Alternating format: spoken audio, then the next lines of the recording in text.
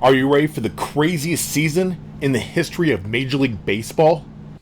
After months of some of the least faithful negotiations in recent history, the owners finally voted for a 60-game season that will be implemented through the later half of summer. And what that means is it's time for spring training 2.0. And without getting into the big C word that keeps hurling wrenches into the sports world and society as a whole, I want to get into why this will be the craziest season in the history of Major League Baseball. One way to visualize the 2020 season is if every team, all 30 of them, enter the trade deadline with a 51-51 record. Maybe the Dodgers didn't have Clayton Kershaw for the first 4 months of the season. Maybe the Tigers caught lightning in a bottle. And maybe the Phillies were just, well, your everyday, boring, average Philadelphia Phillies. And as we have all witnessed, anything can happen over the course of 60 games. Just look at the 2019 Colorado Rockies as a perfect example. Through the first 14 games of the season, the Colorado Rockies went an abysmal 3-11. However, through the next 60 games, and that's the span we're talking about, 60 games, the Colorado Rockies went gangbusters, winning 37 games, losing only 23. In 2020, a 37-win season should be good enough to win your division. If not, at least get you into that statistician's nightmare of a one-game wildcard playoff, which is still one of the worst decisions in baseball history. Maybe that tie game back in the Milwaukee All-Star game, but this is pretty much up there. Still hate it. Now, I can hear what you're thinking, but Sam, I don't remember the Colorado Rockies being that good last year. With the William Shatner thing and the robot moves, you're probably doing that right now. And you're right, they weren't that good. Starting on July 1st, things went so far south for Colorado that they were almost in Albuquerque. The Colorado Rockies went in abysmal, and I've already used that adjective, I know, but it's perfect for both of these. They went in abysmal 16-44. As a result, they collapsed into last place in the National League West, falling behind the San Diego Padres and the San Francisco Giants. And remember, last year wasn't an even number year, so the Giants were awful. They would win 11 of their last 18 games to avoid finishing in last place in the NL West. But this just goes to show how the same team can have two wildly different results after 60 games. There are several more examples of teams just not playing like themselves in the first 60 games, but righting the ship or veering the ship off course over the course of 162 games. The Philadelphia Phillies led the way in the NL East. Does anybody remember that? At 33-27. They finished in 4th place last year. The St. Louis Cardinals, they were in 3rd place after the first 60 games last year, behind the Brew Crew and the Cubs. The Cubs didn't make the playoffs, and the Brew Crew were eliminated in the wild card playoff. The Cardinals, on the other hand, Central Division champions. And of course, who can forget the eventual World Series champion Washington Nationals started the season at 27-33. I already gave away the ending to that one.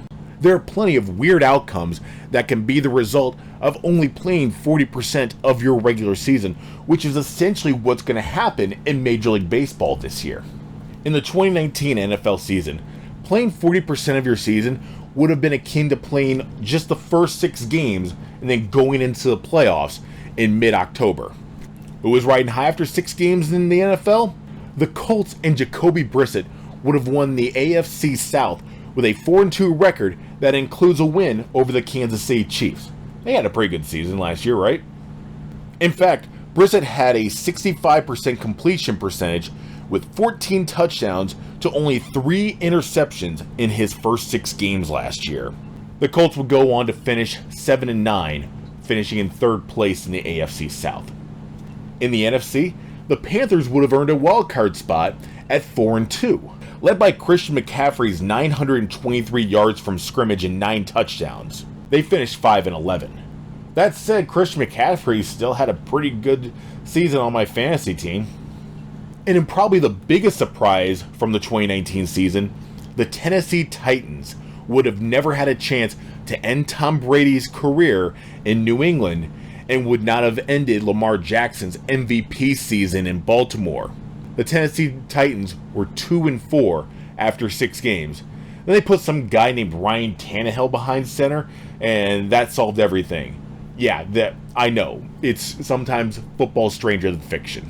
But getting back to baseball, do not be surprised if we get an unbreakable record in the form of a crazy high batting average or a crazy low earned run average. Keep in mind, to qualify for these stats, a player needs either 3.1 plate appearances per team game played or 1 inning pitched per team game played. What does that mean? It means to qualify for the Silver Bat Award, which shouldn't be confused with the Silver Slugger Award, a batter would only need 186 plate appearances to qualify. To be eligible to lead the league in ERA or WHIP, a pitcher will only need to pitch 60 innings in the upcoming season. So, will a 400 batting average happen this season? Probably not. The sport has changed so much from the 1920s when it was more common to see a 400 hitter. But could we see a pitcher finish with an ERA below 1.50, something that hasn't happened since Bob Gibson gave up fewer than 40 earned runs in over 300 innings in 1968? We absolutely could in the form of Garrett Cole. Keep in mind that we're talking about a season in which even the most workhorses will only get about a dozen starts. For Garrett Cole, in his last 12 starts of the 2019 regular season, he pitched 82 2/3 innings, allowing only 14 earned runs, earning 10 wins with 0 losses, striking out 132 batters, or 14.4 every 9 innings. His ERA for that stretch? 1.52. Add in the fact that he'll be moving from hitter-friendly Enron Field, Minute Maid Park, that's it, from Minute Maid Park to Yankee Stadium, and there's no better candidate to break the 1.50 barrier than the former UCLA standout Garrett Cole. We all know that the 2020 season will be unlike any season we have seen before or will probably see in the future. Every game means more. Every DL stint will have a greater impact. Every save, every walk-off, every home run, and every diving catch will mean more. And when small events mean more, they impact the big events. Normally, we could write off the bottom quarter of baseball teams as going into a rebuilding year with no chance of making the postseason. But in 2020, there is a good chance that one of these 8 teams could make the postseason. And once you get to the postseason, anything is possible. Just ask Nats fans. This is Sam with Vengeance. Thank you for watching, and goodbye.